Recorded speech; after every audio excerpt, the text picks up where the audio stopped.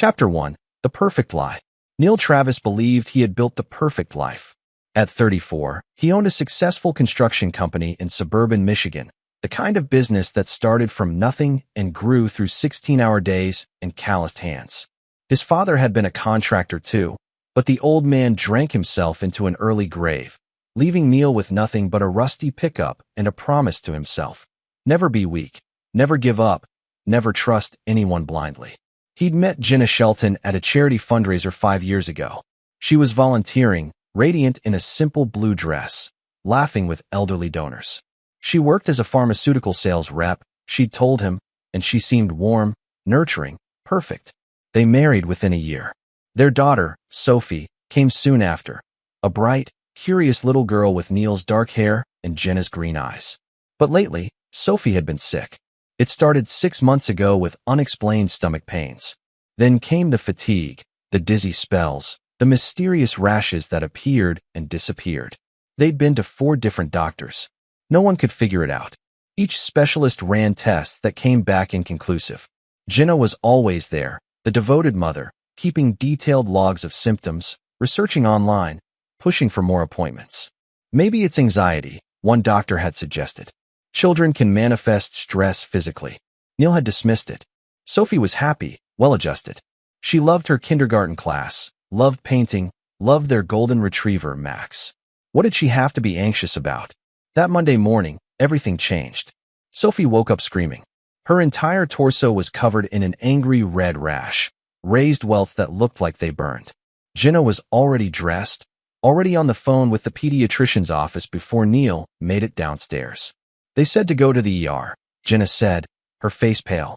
Now, Neil. We need to go now. The drive to Mercy General took 12 minutes that felt like hours. Sophie whimpered in her car seat, and Neil's knuckles were white on the steering wheel. Jenna sat in the back, stroking Sophie's hair, murmuring reassurances. At the hospital, they were fast-tracked to a private examination room. The attending physician was Dr. Edwin Baxter, a man in his late 50s with steel-gray hair and sharp, intelligent eyes. Neil had never seen him before, but the nurses seemed to respect him. Mr. and Mrs. Travis? Dr. Baxter said, professional but warm. I'm going to examine Sophie. This rash, has she had anything like this before? Small ones, Jenna said quickly, but never this bad. We've been to so many doctors. I see that in her file, Dr. Baxter interrupted, already reading through papers on his tablet. His eyes narrowed slightly. Quite a medical history for a 6-year-old. Something in the doctor's tone made Neil look up. There was a weight to those words, a subtext he couldn't quite grasp. Dr. Baxter turned to Sophie, his demeanor shifting to gentle and friendly. Hey there, sweetheart. I'm Dr. Baxter. I'm going to take a look at your tummy and your back, okay? Your mom and dad will be right here. The examination was thorough. Dr. Baxter asked questions. What Sophie had eaten, where she'd been, what she'd touched. Normal questions. But his eyes kept flicking to Jenna, assessing, calculating. Then he asked Sophie directly. Do you feel sick a lot, Sophie? Sometimes, Sophie said in a small voice. My tummy hurts a lot. Mommy gives me special medicine. Special medicine? Dr. Baxter's tone remained light, but Neil saw his jaw tighten. What kind of medicine? The pink stuff, Sophie said. It tastes yucky, but Mommy says it helps. Jenna laughed nervously. It's just liquid acetaminophen. Children's Tylenol. For the pain. Dr. Baxter nodded slowly. How often does she take it? When she needs it. Maybe twice a day. I see. Dr. Baxter made notes. I'm going to run some blood work. Standard procedure for a rash this severe. Mr. Travis, could you come with me to sign some consent forms? Mrs. Travis, you can stay with Sophie. Neil followed Dr. Baxter into the hallway. The moment the door closed, the doctor's entire demeanor changed. His friendly mask dropped, replaced by something urgent and deadly serious. Mr. Travis, I need you to listen very carefully, he said, his voice low. I'm going to give you something. Don't react. Don't let your wife see your face when you read it. Can you do that? Neil's heart hammered.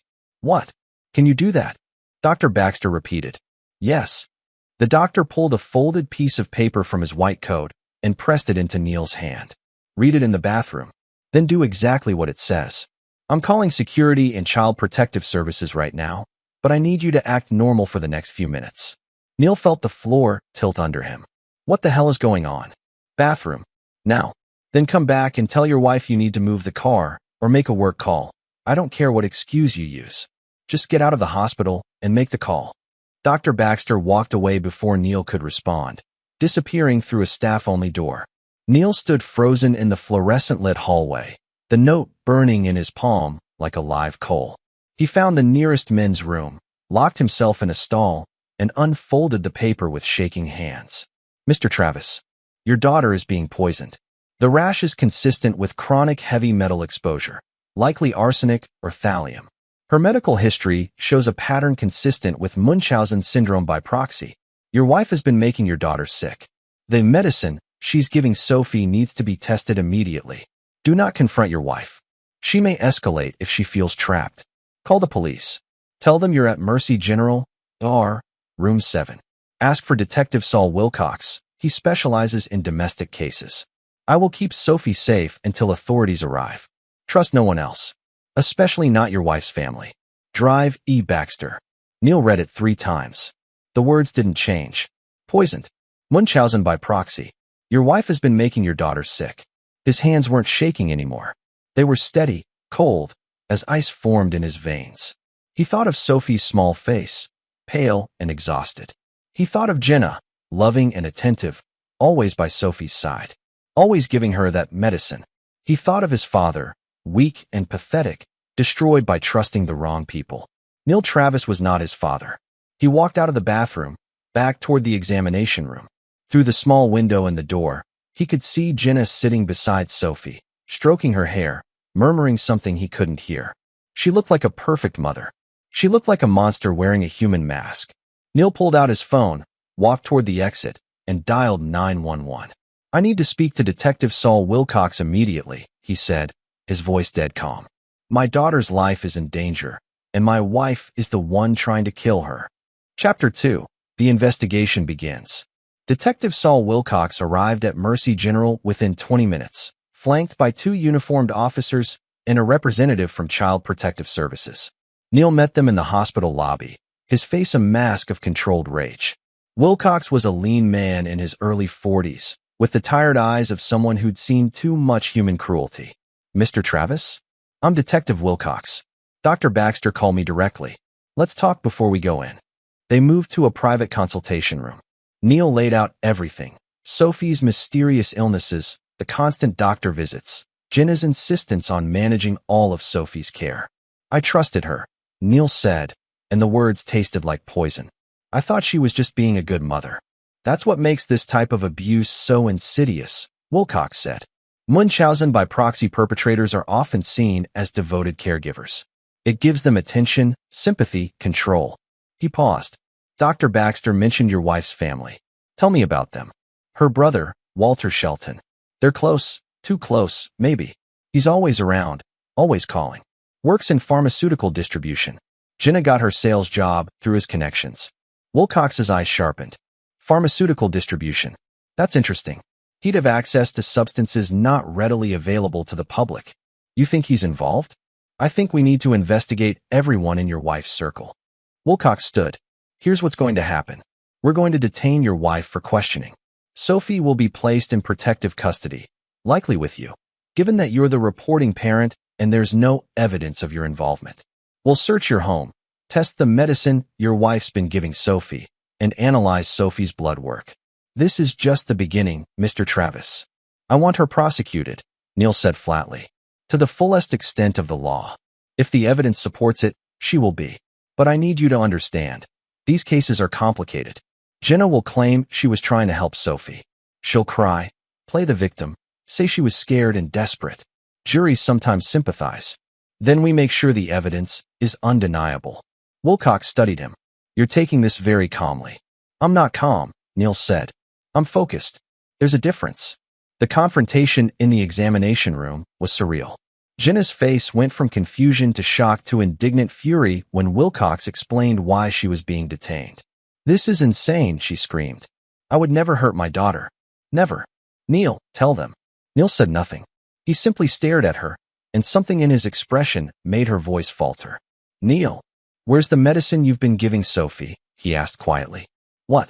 It's at home, in the kitchen cabinet. The police are searching our house right now. They're going to test it. And they're going to test Sophie's blood. So I'm going to ask you one more time. What did you give our daughter? Jenna's face drained of color. You actually believe this? You believe I would? I believe evidence. Neil cut her off. And right now, the evidence says you've been poisoning Sophie for 6 months. So if you have anything to say, now's the time. But Jenna just shook her head, tears streaming down her face, and let the officers lead her away. Dr. Baxter kept Sophie in the hospital for observation. The blood work would take 48 hours to process fully, but preliminary results showed elevated levels of heavy metals in her system. The medicine from the Travis house tested positive for arsenic, small amounts, carefully measured to cause chronic illness without immediate death. It's calculated, Wilcox told Neil that evening. Whoever did this knew exactly how much to use. Too much would kill her quickly and trigger an autopsy. This way, it looks like a mysterious illness. They could drag it out for months, maybe years. Why? Neil asked, though he was already forming theories. Why would anyone do this? I've got my team looking into financial motives. Life insurance, inheritance, custody arrangements. But in my experience, Wilcox leaned back in his chair. Sometimes it's just control, power, the attention that comes from being the parent of a sick child. My wife isn't sick in the head. She's calculated. This was planned. Tell me about Walter Shelton. Neil thought back to family gatherings, Sunday dinners, holidays. Walter was always there, always hovering around Jenna. They'd speak in low voices, share private jokes. Neil had chalked it up to sibling closeness, but now, he never liked me, Neil said slowly. From day one. Jenna said it was because he was protective, but he always seemed to be waiting for me to fail, waiting for our marriage to fall apart. Did he have a reason to want that? Jenna comes from money. Her father owned a chain of medical supply stores before he died. Walter inherited the business. Jenna got a trust fund, but it's locked until she's 40 or until what? Until she's widowed or divorced with full custody of any children. Neil's blood turned to ice. Jesus Christ. Wilcox nodded grimly. There it is. How much is the trust worth? $8 million. Chapter 3. The conspiracy unfolds. The next 72 hours were a whirlwind. Sophie remained in the hospital, improving rapidly without Jenna's medicine. Neil barely left her side, sleeping in a chair by her bed, watching her color return, her energy revive. It was like watching a flower bloom after a long winter. Daddy, I feel better, Sophie said on the 3rd day. My tummy doesn't hurt anymore. Neil held her small hand and felt something break and rebuild inside him simultaneously. That's good, sweetheart. That's so good. Meanwhile, Wilcox's investigation uncovered a web of conspiracy that went deeper than Neil had imagined. Walter Shelton's pharmaceutical company had been funneling arsenic-laced supplements to Jenna for months, disguised as legitimate medication samples. Text messages between Jenna and Walter revealed the full plot. He'll never suspect. Everyone thinks you're the perfect wife. Walter, once she's sick enough, we push for the divorce. I get full custody. He looks like the neglectful father who was never around. Then the trust money is ours. Jenna, and if she doesn't make it? Walter, even better. Grieving widow gets everything. Jenna. Neil read the messages in Wilcox's office, each word stoking the cold fury that had taken up residence in his chest. They were willing to let Sophie die. For $8 million, apparently yes. Wilcox pulled up more evidence on his computer. But here's where it gets interesting. Walter's been embezzling from his own company, about $2 million over the past 3 years. He's in deep with some dangerous people. Loan sharks, underground gambling debts. He needed Jenna's trust fund to save himself. So this was his plan from the start. Marry Jenna off, wait for the right moment, then manipulate her into getting the money. It looks that way. We found emails dating back to before your marriage. Walter was advising Jenna on how to secure her future, how to find a successful but busy husband who wouldn't pay too much attention to the details of home life. The betrayal cut deeper than Neil thought possible. He'd been a mark from day one. A target. Everything. The chance meeting at the fundraiser, Jenna's sudden interest in him, the whirlwind romance. It was all orchestrated. Mr. Travis, I need to ask you something, Wilcox said carefully. What are you planning to do? I've seen that look before. The look of a man who's calculating something beyond the legal system. Neil met his eyes steadily. I'm planning to make sure my daughter is safe and that the people who hurt her face justice. Real justice. The law will handle this. The law is slow. Jenna's lawyer is already talking about mental illness defenses, about postpartum depression that went untreated. Walter's got connections, money to hire the best attorneys. You and I both know they might walk, or get minimal sentences, or end up in some psychiatric facility instead of prison. Neil stood. I'm not leaving this to chance. Don't do anything stupid, Wilcox warned. You have your daughter to think about. Exactly, Neil said. That's exactly who I'm thinking about. Over the next week, while Sophie recovered and Jenna sat in county jail awaiting trial, Neil put his plan into motion. He wasn't a reckless man. He'd built a business from nothing by being smart, strategic, and always 3 steps ahead. He would apply those same skills now. First, he reached out to an old friend from his construction days, Kurt Logan, a former Army Ranger who now ran a private security firm. Kurt owed Neil a favor, a big one, from the time Neil had spotted Kurt's company the capital to get started. I need information, Neil told Kurt over coffee at a diner far from Neil's usual haunts. Everything on Walter Shelton. Bank records, phone records, associates, debts, who he's afraid of. Kurt studied him. This about your daughter? Yes. Then you'll have it within 48 hours. Second, Neil hired a forensic accountant to tear through Walter's business dealings. What they found was damning. Not just embezzlement, but fraud, tax evasion, and illegal distribution of controlled substances. Walter had been running a side business selling prescription meds on the black market. This is a federal case waiting to happen, the accountant, a sharp woman named Stella Rich, told Neil. Why bring this to me instead of the FBI? Because I want to control when and how it comes out, Neil said. I want maximum impact. You want revenge. I want justice. There's a difference. Third, and this was the piece that would require finesse, Neil reached out to the people Walter owed money to. It took some digging, some carefully placed questions in the right circles, but Kurt's contacts led Neil to a name, Rogelio Witt, a loan shark operating out of Detroit who'd fronted Walter nearly $500,000 in gambling debts. Neil drove to Detroit on a cold November night and met Witt in a back room of a legitimate-looking bar. Witt was a stocky man with cold eyes and expensive taste, designer suit, gold watch, the works. You're Travis, Witt said. It wasn't a question. I am. I heard about your daughter. Bad business. There was no sympathy in Witt's voice, just assessment. You hear about Walter Shelton? I'm here to make you an offer. Walter's going to prison. Maybe for a long time. His assets are going to be seized. You'll never see your money. I'm aware of the situation, Witt said dryly. Which is why Walter's been very interested in making alternate arrangements. Arrangements involving my wife's trust fund. Among other things. Witt leaned back. So what's your offer? Walter's business is worth about $6 million after you strip out the debts. I can make sure you're first in line when the bankruptcy proceedings start, ahead of his other creditors, ahead of the federal seizure. You'll get your $500,000 plus interest. In exchange, I need you to do 2 things. Witt raised an eyebrow. I'm listening. First, Walter's been telling people he's got protection. Your protection, I need you to make it clear that he doesn't. That if anything happens to him in prison, you won't retaliate. You want him vulnerable inside. I want him to understand what it feels like to be helpless. Like my daughter was. And the second thing? Walter's got a lawyer, Glenn Tuttle. Good lawyer, expensive, works for bad people. Tuttle's representing both Walter and Jenna, which is a conflict of interest.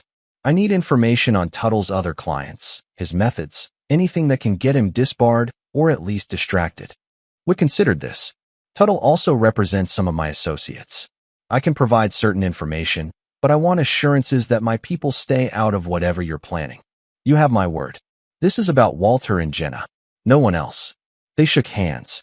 It was a deal with the devil, perhaps, but Neil had stopped caring about the color of his methods. This was about Sophie. By the end of the month, the pieces were in place. Walter's debts were being called in by Witt's organization, putting pressure on him from every angle. Glenn Tuttle was dealing with his own legal problems after anonymous tips to the State Bar Association about ethics violations. Jenna's mental health defense was falling apart as more evidence surfaced of her calculated planning. And Neil? Neil was building the case against them in the court of public opinion. He gave interviews to local news stations, his face stoic, his words measured, My daughter was systematically poisoned by the person who should have protected her most. This wasn't mental illness. This was attempted murder for financial gain. He organized a fundraiser for children's advocacy groups, raising awareness about Munchausen by proxy. The community rallied around him. Jenna's friends, the ones who'd thought she was a devoted mother, slowly learned the truth and turned away in horror. Neil wasn't just seeking legal justice. He was dismantling their lives, piece by piece, making sure they'd have nothing left when they finally got out of prison, if they ever did. Sophie asked him once, "Daddy, why do people hurt other people?" "Because they're broken inside," Neil told her, tucking her into bed. "But you don't have to be afraid. I promise you're safe now." "Are you sad, Daddy?" He considered the question. Was he sad? No. Sad implied grief, loss, the absence of something. What he felt was clarity, purpose, the cold, sharp focus of a man who'd found his enemy and would not stop until they were destroyed. "No, sweetheart," he said. "I'm not sad. I'm just making sure the bad people can never hurt anyone again." Chapter 4. The trap is set. 3 months after that terrible morning in the hospital, the trial began. The prosecution had built an airtight case. Medical evidence, text messages, financial records. Jenna and Walter were being tried together, their conspiracy too intertwined to separate. Neil sat in the courtroom every day, stone-faced, while their lawyers attempted various defenses. Jenna cried on the stand, claimed she'd been manipulated by her brother, said she never meant for Sophie to really suffer. Walter maintained his innocence, said the text messages were taken out of context, that he was just trying to help his sister through a difficult marriage. None of it worked. The jury saw through them. The prosecution's medical expert, Dr. Baxter himself, testified about the calculated nature of the poisoning. This wasn't random. This wasn't an accident. Someone with pharmaceutical knowledge carefully administered poison in doses designed to cause chronic illness without immediate death. Sophie didn't have to testify. She was too young, and the prosecution had enough evidence without traumatizing her further. But Neil had brought her to the courthouse once, had let the jury see her during a recess. See the small, bright-eyed girl who'd been slowly dying because of her mother's greed. The verdict came back in 2 hours, guilty on all counts. Attempted murder, conspiracy, child endangerment, fraud. Sentencing was scheduled for 2 weeks later. But Neil wasn't done. During those 2 weeks, Neil executed the final phase of his plan. It was risky, possibly illegal, and absolutely necessary. He met with Roland Sears, a private investigator he'd hired months ago. Sears had been digging into Walter's associates, the people he'd screwed over in his pharmaceutical deals, the addicts he'd supplied with illegal prescriptions. "I found 3 people willing to talk," Sears said, sliding a folder across the table. Former employees of Walter's who were coerced into falsifying records.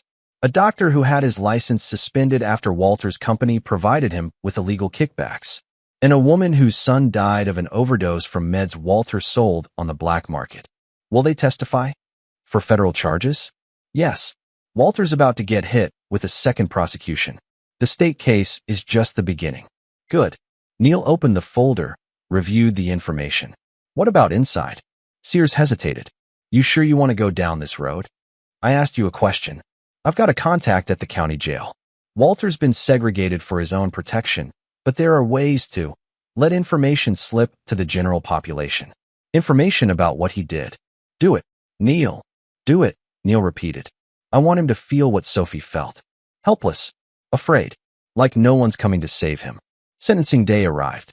The courtroom was packed with reporters, victims' advocates, and community members. Jenna and Walter were brought in separately, both in orange jumpsuits, both looking haggard and defeated. Judge Miranda Potts, a no-nonsense woman in her 60s with a reputation for harsh sentences in child abuse cases, presided. She listened to the victim impact statements from Sophie's teachers, from Neil, from Dr. Baxter. When it was Neil's turn to speak, he stood and faced Jenna directly. You took my daughter and turned her into a tool, he said, his voice steady. You hurt her every day for months because you wanted money. You were willing to let her die, and you did it while pretending to love her, pretending to be her mother. He paused. I want you to know that Sophie doesn't remember you anymore. She doesn't ask about you. When she talks about her family, she talks about me, about her grandparents, about her friends. You've been erased, and that's the justice that matters most. Jenna was crying, but Neil felt nothing. No satisfaction, no pity, just cold resolution. Judge Potts sentenced them both to 25 years to life. With the federal charges pending, they'd likely never see freedom again. As they were led away, Walter locked eyes with Neil. There was fear there, real fear. Word had gotten out in the jail about what he'd done. Child abusers and those who hurt kids weren't welcome among even the worst criminals. Neil held his gaze until Walter looked away. Chapter 5. Shadows and Consequences. 2 months after the sentencing, Neil received a phone call from Detective Wilcox. "We need to talk," Wilcox said. In person, they met at the same diner where Neil had met Kurt Logan months before. Wilcox looked tired, troubled. "Walter Shelton was attacked in prison last week," Wilcox said without preamble. "Beaten badly. He's in the hospital wing." Neil sipped his coffee. "Unfortunate." "Neil, I know you had something to do with it. Do you have evidence of that?" "No, but I know." Wilcox leaned forward. "I'm not here to arrest you. I'm here to warn you. This ends now. No more vigilante justice. No more manipulating situations. You won, Neil. They're in prison. Let the system handle the rest. The system didn't protect my daughter. I did. And now you're crossing lines that can't be uncrossed. You hire someone to assault a prisoner. You go to prison yourself. Then what happens to Sophie?" The words hit home. Neil set down his coffee cup carefully. "What do you want from me?" "A promise that you're done. That you'll focus on rebuilding your life with your daughter instead of destroying theirs." Neil considered this. Wilcox was right, in a way. The rage that had fueled him for months was cooling, leaving behind something different. Not forgiveness, he'd never forgive, but a kind of cold satisfaction. Jenna and Walter were destroyed. Their reputations, their freedom, their futures, all gone. "I'm done," Neil said finally. "But I won't apologize for what I did. I'm not asking you to. I'm just asking you to be smart from here on out." They parted ways, and Neil drove home to his new house. A smaller place, comfortable, filled with Sophie's artwork and laughter. He'd sold the old house immediately after Jenna's arrest. Too many bad memories. Sophie was adjusting well. Therapy helped. She'd started 2nd grade in a new school, made new friends. She barely mentioned Jenna anymore, and when she did, it was with the detached confusion of a child trying to understand adult cruelty. "Was Mommy sick?" she asked once. "In a way," Neil answered honestly. "But not the way you were. She was sick in her heart and her head." "Oh," Sophie thought about this. "I'm glad I have you, Daddy. I'm glad I have you too, kiddo." Life was returning to normal, or so Neil thought. The first sign of trouble came on a Tuesday evening. Neil was working late at his office. His construction company had actually grown during the ordeal, as the community rallied to support him with contracts and referrals. He was reviewing blueprints when his secretary, Betsy Baldwin, knocked on his door. "Mr. Travis? There's someone here to see you. He doesn't have an appointment, but he said it's urgent." "Who is it?" "He said his name is Benjamin McCann. Says he's a business associate of Walter Shelton's." Every instinct in Neil's body went on alert. "Send him in, but stay within shouting distance." Benjamin McCann was a wiry man in his 30s, with the look of someone who'd done time. Tattoos creeping up his neck, hard eyes, a predatory stance. He sat down without being invited. "Mr. Travis, I've heard a lot about you, and I've never heard of you. What do you want?" "I want what Walter owed me. $200,000, to be exact. Take it up with his bankruptcy proceedings." "See, that's the problem. Your arrangement with Rogelio Witt put him first in line. The rest of us? We're getting screwed. And word is, you're the one who orchestrated that whole thing." Neil kept his expression neutral. "I don't know what you're talking about. Don't insult my intelligence. You made a deal with Witt. You pointed the feds at Walter's business. You made sure he was too broke to pay his debts." McCann leaned forward. "That money Walter owed me? It was for a shipment he never delivered. Product I fronted him. He said he'd pay me back when he got his sister's trust fund. But thanks to you, that's never happening. Again, not my problem. I'm making it your problem. You've got money. That construction company of yours is worth what? 5 million. 10. I'm not paying Walter's debts. Then maybe I'll find other ways to collect. You've got a daughter, right? Sophie? Cute kid. 2nd grade at Meadowbrook Elementary." The temperature in the room dropped to absolute zero. Neil stood slowly, and something in his expression made McCann tense. "If you go anywhere near my daughter," Neil said, his voice quiet and deadly, "I will kill you. Not hire someone. not call the police. I will personally kill you and bury you where no one will ever find you. Do you understand me? McCann tried to maintain his bravado, but there was fear in his eyes now. Big words for a construction guy. Test me, Neil invited. Please, give me a reason. There was a long silence. Then McCann stood. You've got 1 week to come up with the money, or we'll see how brave you really are. He left. Neil immediately called Kurt Logan. I need full security on Sophie. 24/7. And I need everything you can find on Benjamin McCann. Already on it, Kurt said. I had a feeling this might happen. Give me 6 hours. Chapter 6. The hunter becomes hunted. Neil didn't tell Sophie about the threat. She was finally feeling safe again, laughing again. He wouldn't take that away from her. But he tripled the security at her school, hired armed guards to watch their house, and started carrying a gun himself, licensed and legal, with training from Kurt's team. Kurt's report on Benjamin McCann was troubling. McCann had connections to organized crime in Ohio, a record of assault and extortion, and a reputation for following through on threats. He wasn't just some street-level thug. He was dangerous. He's not working alone, Kurt told Neil. I've identified at least 2 associates watching your house. They're being subtle about it, but they're there. So what's the play? We could go to the police. And tell them what? A criminal made vague threats? They won't do anything until he actually tries something. By then, it might be too late. So we handle it ourselves? Neil thought about Sophie, about her bright smile and her slowly healing heart. He thought about how far he'd come, how much he'd risked. He wasn't going to let some bottom-feeder criminal destroy everything he'd fought for. We handle it ourselves, Neil agreed. But smart. No traces back to us. Over the next 3 days, Kurt put together a plan. They'd lure McCann and his associates into a trap, get evidence of their extortion attempt, and use it to put them away. Clean, legal, no ambiguity. They set up a meeting at Neil's office after hours, ostensibly to discuss payment. Neil would be wired, recording everything.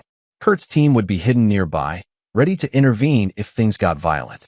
But McCann was smarter than they'd hoped. When he showed up for the meeting, he had 4 men with him, more than expected. And he swept the office for bugs before saying anything substantial. You think I'm stupid? McCann said, finding and destroying the recording device. You think I don't know how this works? Neil kept his expression calm, but internally, he was calculating. 5 armed men, counting McCann. Kurt's team was outside, but they wouldn't know things had gone sideways yet. Let's just talk business, Neil said. You want money. I want my family left alone. There's a deal to be made here. The deal is simple. 200,000, cash, by Friday. Or your daughter has an accident. You won't touch my daughter. McCann smiled coldly. Try me. That's when things went wrong. One of McCann's men, a jumpy guy with bad teeth, pulled a gun. I say we just take what we want. This guy's got a safe here somewhere. Put it away, McCann snapped. We're not robbing him. We're. But the jumpy guy wasn't listening. He was high on something, Neil realized.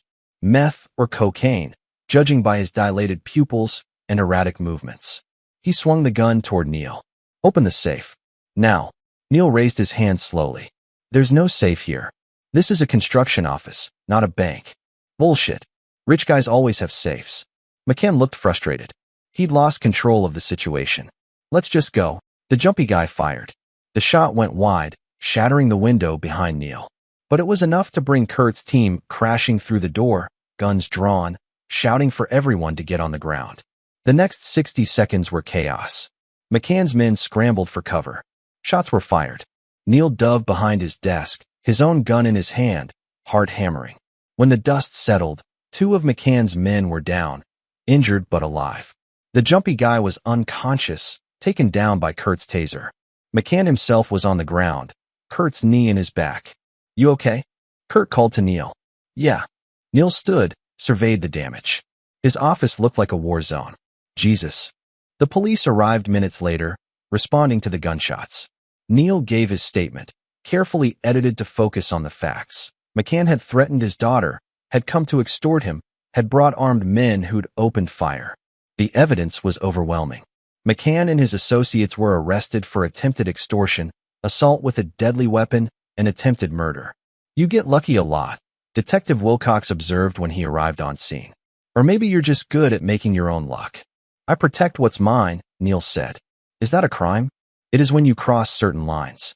You're walking a razor's edge, Travis. One day, you're going to fall. But not today. Wilcox sighed. No, not today. Chapter 7. Ghosts and Reckonings. With McCann in custody, Neil hoped, that the violence was finally behind him. Sophie continued to thrive. His business was booming. Life was approaching something like peace. Then, 6 months after the trial, he got a letter.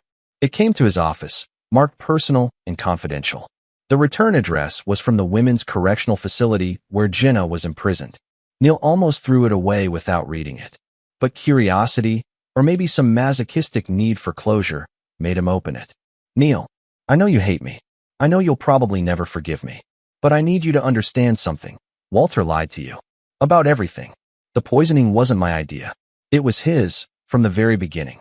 He threatened me, said if I didn't go along with it, he'd hurt Sophie himself. I was weak, and I was stupid, and I let fear control me. But I never wanted to hurt our daughter. I swear on everything I am, I never wanted to hurt her. Walter's been telling people inside that he has leverage on you. Something about your deal with Rogelio Witt, about McCann's beating. He says he's going to use it to get his sentence reduced, or at least make your life hell. I'm telling you this because, despite everything, Sophie is still my daughter. And if Walter hurts you, he hurts her. So be careful. He's more dangerous than you think, even from inside. I don't expect forgiveness. I don't even want it. I just wanted you to know the truth. Jenna. Neil read the letter 3 times. Part of him wanted to dismiss it as manipulation, a pathetic attempt to shift blame. But another part, the part that had built a successful business by reading people and situations accurately, sensed truth in her words. He contacted Wilcox immediately. I need to know what Walter Shelton's been doing in prison. Who he's talking to, what he's saying. Why? Neil showed him the letter. Wilcox frowned. This could be a con.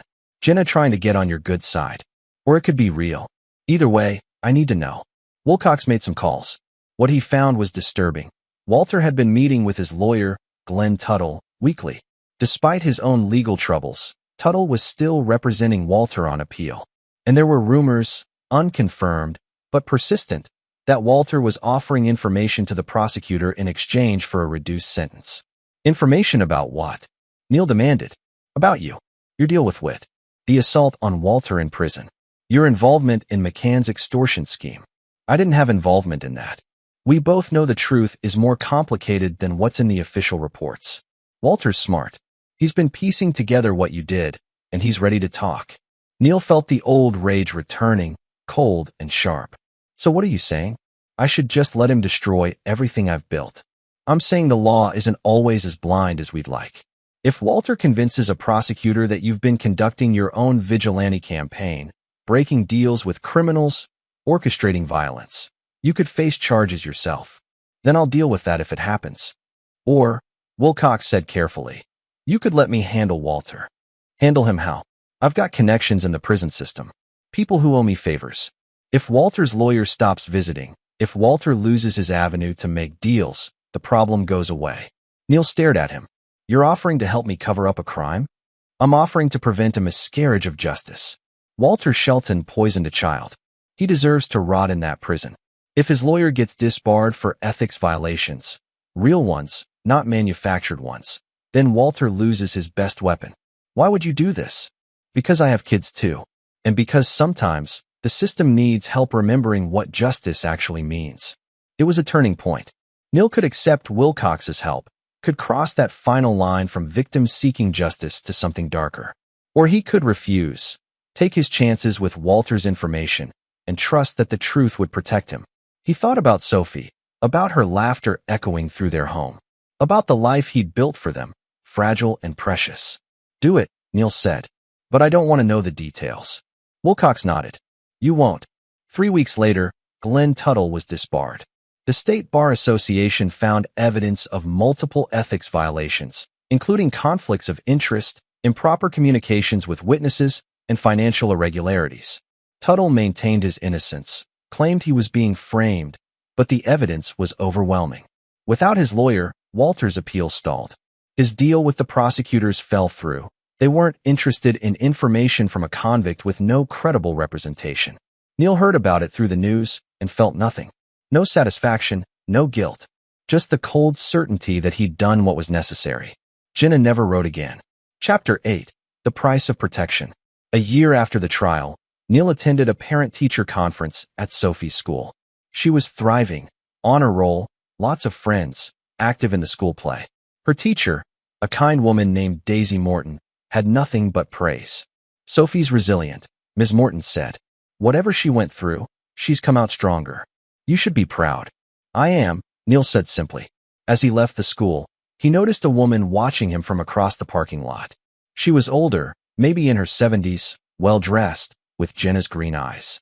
Jenna's mother, Marcella Shelton. Neil hadn't seen her since before the trial. She'd disowned both Jenna and Walter publicly, given interviews about how shocked and betrayed she felt. Neil had assumed she wanted nothing to do with any of them. He walked to his truck, ignoring her. But she followed. Neil, please, I just want to talk. He stopped, turned. What do you want, Marcella? I want to apologize. For my children. For not seeing what they were. For her voice broke. For what they did to Sophie. It's too late for apologies. I know, but I'm giving them anyway. She took a breath. I've set up a trust fund for Sophie. $5 million, to be held until she's 21. It's the least I can do. Neil studied her. There was genuine grief in her eyes, genuine remorse. Sophie doesn't need your money. I know she doesn't. But it's not about need. It's about making some small amends for the evil my family caused. Please, let me do this one thing. He thought about refusing. But the money would secure Sophie's future in ways his construction business never could. College, graduate school, whatever she wanted. Fine, he said. But I'm her trustee. You don't get access to her. Ever. I understand. Marcella handed him a business card with her lawyer's information. Thank you, Neil. For protecting her. For being the parent she deserved. She walked away, leaving Neil standing in the parking lot, holding the card. That evening, he told Sophie about the trust fund, in age-appropriate terms, explaining that her grandmother wanted to help her future. Do I have to see her? Sophie asked, worried. No, sweetheart. You never have to see anyone you don't want to see. Good. I don't remember her much anyway. Later, after Sophie was asleep, Neil sat on his back porch with a beer, watching the stars. Kurt Logan joined him. They'd become genuine friends through the ordeal, beyond just business associates. You did good, Kurt said. Sophie's safe. The bad guys are locked up. You're building a life. Doesn't feel like victory, Neil admitted. Feels like survival. Sometimes that's the same thing. Kurt paused. You ever regret it? The deals you made, the lines you crossed. Neil considered the question honestly. Did he regret the deal with Witt? The assault on Walter? Working with Wilcox to destroy Tuttle? Using McCann's attack to eliminate a threat? No, he said finally. I'd do it all again. Every choice, every compromise. Because Sophie's alive and happy. That's all that matters. You're a harder man than you were a year ago. The world's a hard place. You adapt or you die. They drank in companionable silence. Two men who'd seen the worst of humanity and survived. Chapter 9. New Beginnings. 2 years after that terrible morning in the hospital, Neil stood in the backyard of their home, watching Sophie blow out candles on her 8th birthday cake. 20 kids from her class were there, along with their parents, all celebrating. Sophie was radiant, healthy, happy, completely recovered from the poison that had nearly killed her. She had no scars, no lasting physical damage. The psychological scars were healing too, thanks to therapy and time and the unconditional love of a father who'd moved heaven and earth to protect her. Make a wish, one of her friends shouted. Sophie closed her eyes, thought for a moment, then blew out all 8 candles in one breath. Everyone cheered. Later, after the party, after all the guests had left and Sophie was drowsy with sugar and happiness, she curled up next to Neil on the couch. Did you have a good birthday? He asked. The best. Daddy. Yeah. What did you wish for when you were 8? Neil thought back to his own 8th birthday, a grim affair in a small apartment, his father drunk, his mother working double shifts. He'd wished for escape, for something better, for a life that didn't hurt. I wish for what I have now, he said. You. Sophie smiled, drifting toward sleep. That's what I wished for too, that we could stay together forever. We will, Neil promised. No matter what. He meant it. After everything, the betrayal, the violence, the moral compromises, he'd learned the most important lesson. Family wasn't about blood or marriage certificates. It was about who showed up when everything was falling apart, Who fought? Who protected? Jenna was serving her sentence in silence. Walter had been stabbed in prison 3 months ago. He survived, but barely, and now lived in permanent protective custody. Glenn Tuttle was working as a paralegal, his career destroyed. Benjamin McCann was still awaiting trial, his bail denied. The monsters were caged. The threats were neutralized. Neil had won. But victory, he'd learned, wasn't about conquest. It was about what you protected, who you saved. He looked down at Sophie, her small hand in his, her breathing slow and steady with sleep. This was victory. This moment, this peace, this love. Everything else, the rage, the violence, the darkness he'd embraced, was just the price of admission. And he'd paid it gladly. Detective Wilcox called the next morning. "Thought you should know," he said. Walters dropped all his appeals. He's accepted his sentence. Why? I think he finally realized he's got nothing left to fight with. No lawyer, no leverage, no friends. He's done. Good. Neil, about the things we did. The lines we crossed. We did what we had to do to protect an innocent child. Neil interrupted. I'm not losing sleep over it. Are you? There was a pause. No, I guess I'm not. Then we're good. They hung up. Neil deleted Wilcox's number from his phone. That chapter was closed. He walked into Sophie's room, where she was playing with her new birthday toys. She looked up and smiled, and Neil felt something in his chest loosen. Not healing exactly. He'd never be the man he was before all this. But maybe that was okay. Maybe becoming harder, sharper, more ruthless. Maybe that was what parenthood required sometimes. You protected what was yours. At any cost. Through any darkness. That was love. Come on, kiddo, Neil said. Let's go get breakfast. Can we get pancakes? We can get anything you want. They walked out together, father and daughter, into a bright morning full of possibility. Behind them, the darkness stayed where it belonged, in the past, defeated, powerless. Neil Travis had learned to be many things. Businessman, father, fighter, survivor. He'd made deals with criminals and crossed moral lines he'd once thought uncrossable. He'd become the kind of man who could look at his reflection and see both the protector and the monster.